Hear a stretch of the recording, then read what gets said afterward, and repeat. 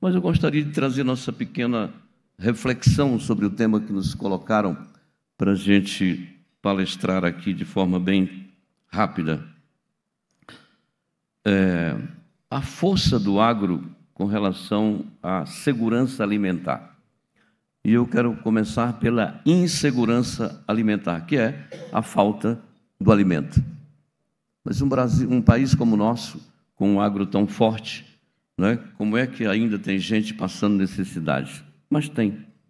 Claro que não é culpa do produtor, não é culpa de quem está à frente, não é um problema econômico e social, né, que termina não distribuindo a renda que deveria chegar, ou a oportunidade que as pessoas deveriam ter para poder prover o alimento para o seu lar. Como é que o PNAD faz isso, ou o Banco Mundial faz isso, ou o IBGE faz isso? Conta as residências, não é?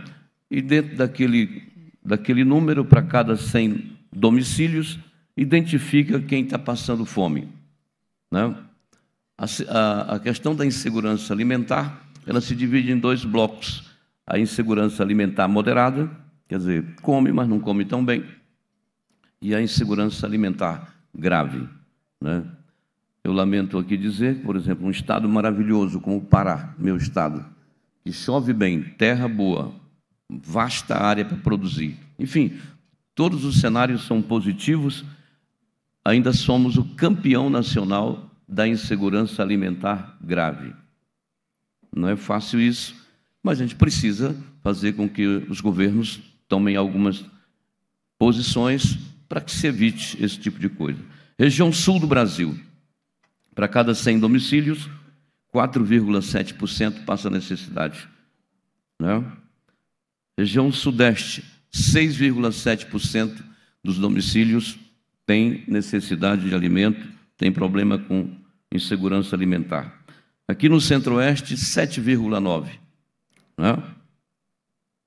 Vamos para o nordeste, 14,8% dos domicílios nordestinos têm problema de insegurança alimentar, entre moderada e grave. E no norte, lá onde moramos, 16%. Né? Isso deve chamar a atenção de quem governa, porque é necessário que se faça uma boa reflexão sobre por que essas pessoas não têm acesso suficiente ou, né, direito de se alimentar como deve ser alimentado. O Brasil é campeão, né, exporta, e até por isso também é muito perseguido lá fora, e aqui dentro, porque os caras financiam as organizações, as ONGs, para trabalhar contra a gente, impor, usar o Congresso, usar, enfim, todas as suas ferramentas para impedir a produção. Mas, por exemplo, nós exportamos para fora. O que se exporta? Aquilo que excede, né, o seu consumo. Então, eu produzo aquilo, eu me alimento, e aquilo que excede, eu vendo, não é? Presta atenção nessa regra do jogo aqui. Para cada 10 copos de suco de laranja, entre 7 e 8 no mundo, lá fora, é produzido aqui no Brasil. O Brasil é campeão, né, muitas vezes, né, em produção de laranja e suco de laranja. Açúcar também mandamos nesse mercado. O que mais? Carne bovina, carne de aves e carne suína. Proteína de primeira qualidade. A gente é campeão também. Café solúvel, né? O café é mais antigo do que todas as outras culturas. E aí vem a soja, o milho e o algodão, né? Não é produto alimentar, mas faz parte do pacote. Graças a Deus, né, que todo ano a gente consegue superar a safra anterior. E isso anima todo mundo. Só fazer aqui uma lembrança, ou trazer aos senhores uma lembrança. 17% da soja que nós produzimos hoje se destina ao biocombustível, né?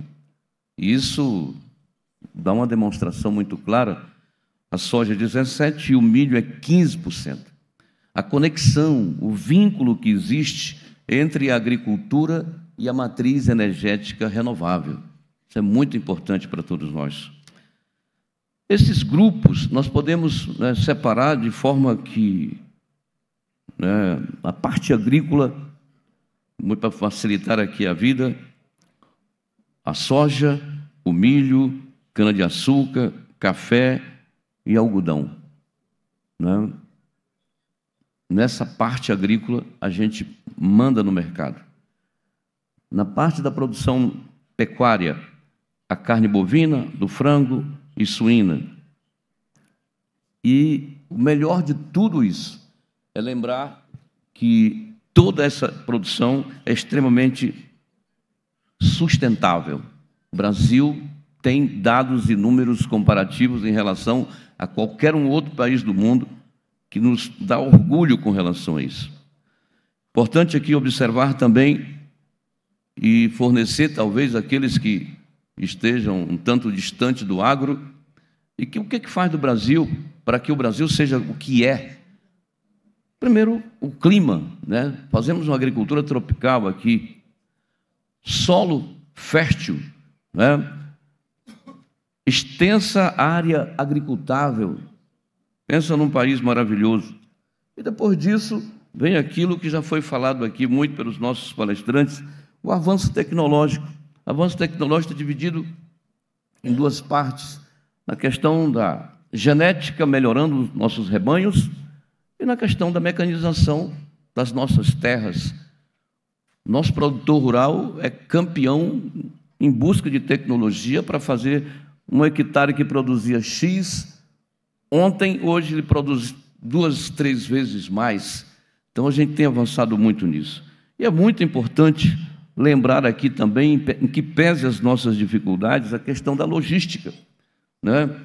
O Brasil ainda tem problema, mas é um setor que cresce na infra e na sua logística. E isso promete muito. Estamos lá no Pará, Mato Grosso, somos vizinhos ali, lutando pela Ferrogrão. Ferrogrão saindo do papel, virando uma ferrovia, nós vamos conseguir colocar lá na Europa a tonelada de soja, de milho e de outros muito mais barato do que se coloca hoje e tornar o nosso produto lá fora muito mais competitivo. De modo que eu quero aqui, nesse momento, agradecer a oportunidade, dizendo que o agro brasileiro, para todos nós e para o orgulho dessa nação, representa no mínimo 52% de tudo que se exporta nesse país, né? 52%.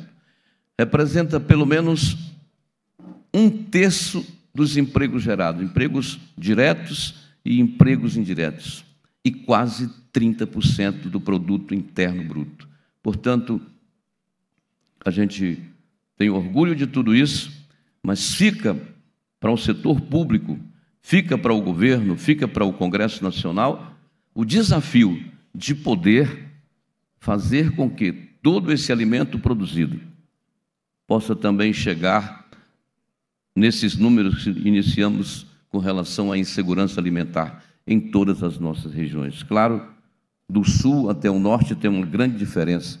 Como dizia o Chico Anísio, parece, o Silva daqui é diferente do Silva de lá, né? Mas a gente precisa fazer com que esse alimento também chegue na mesa daqueles que precisam, através de uma melhor distribuição de renda, para que eles possam ter a oportunidade de comprar. E uma última reflexão para ir embora realmente, agora, é com relação à nossa dependência de fertilizantes lá de fora, para que a gente possa produzir aqui dentro. O Brasil precisa acordar com relação a isso, porque nós temos no nosso subsolo aquilo que a gente precisa para produzir com independência.